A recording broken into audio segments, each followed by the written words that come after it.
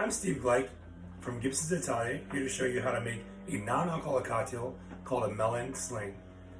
Need a couple things to do this. You need a jigger or measuring device and a spoon of some sort to stir the cocktail.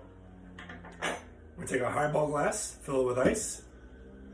Start with 1.5 ounces of watermelon juice.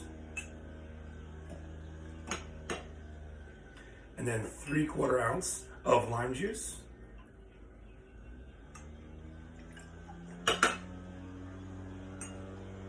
We have a 1/2 ounce of honey syrup, just honey and water mixed together. And then we're just going to top this off with some cucumber soda, or if you just want to do regular soda water is fine as well. Take our spoon, give it a quick little stir. All you're doing is just blending the ingredients together.